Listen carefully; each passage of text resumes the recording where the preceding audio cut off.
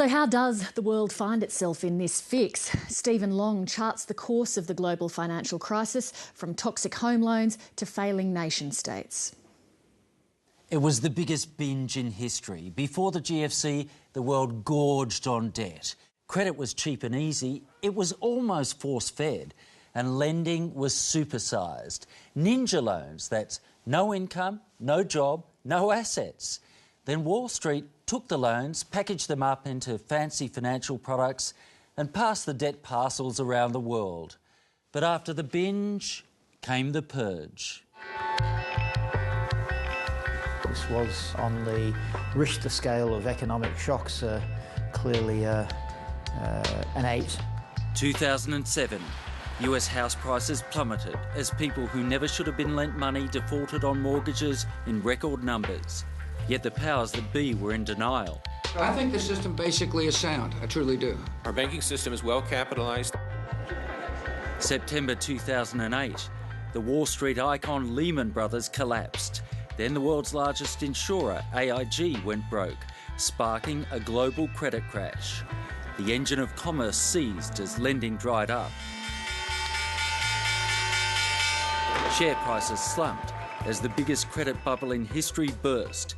Banks failed as the dodgy loans and fancy financial products they fashioned out of them imploded. The world plunged into the deepest downturn since the Great Depression. This is a once-in-a-half-century, probably once-in-a-century type of event. 2009. The world celebrated as governments bailed out the banking system and pledged $5 trillion in spending to rescue the global economy. I think the new world order is emerging. Today, we've learned the lessons of history. But the GFC never went away. It just morphed from a private debt crisis into a public debt crisis. In 2008 and 2009, when the global economy got into problems, the government spent out big to try to stabilise the economy, and they succeeded to a point. But the problem is we've been passing the parcel of debt. So companies passed it to individuals, individuals passed it to governments. Now, of course, the governments have nobody else to pass it to. In early 2010, Greece was bailed out by the European Union. Next, Ireland and Portugal had to be rescued from potential default. Then last week, the crisis spread to Italy and Spain. The world panicked and shares tumbled as the cost of funding the public debt of Italy and Spain soared to unsustainable levels. The situation in Europe is very serious, but it's not about Greece, Ireland or Portugal. It's really about Spain and Italy, which, as is commonly said, are too big to save, but they're too big to fail.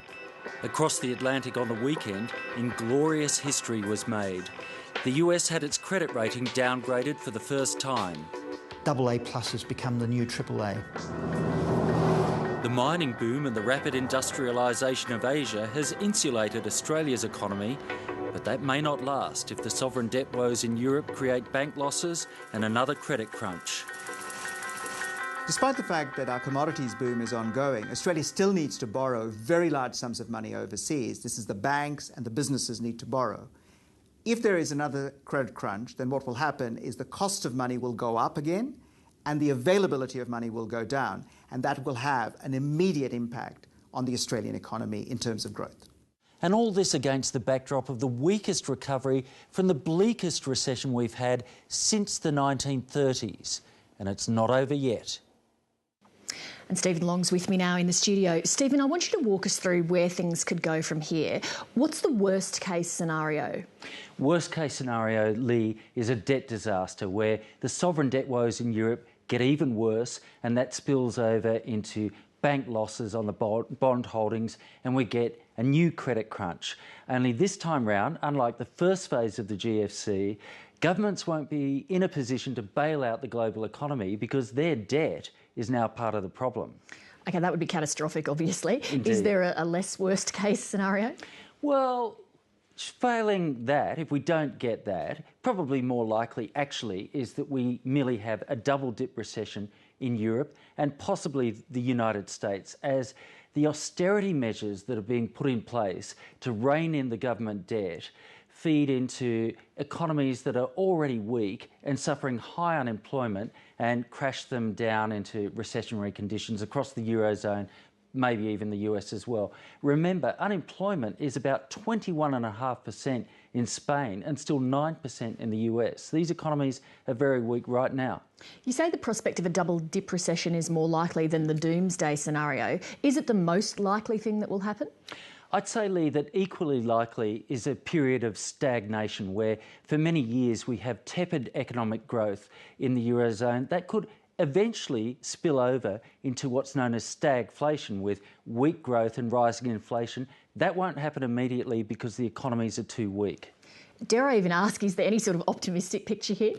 Yes, indeed. We could muddle through this if there's decisive policy action in the Eurozone to stem the sovereign debt crisis and the problems gradually recede and we get a restoration of growth. But given that they've had 36 crisis meetings to try to deal with this, and they're just about to start the 37th, I'm not overly optimistic. We will see. Stephen Long, thank you. You're welcome.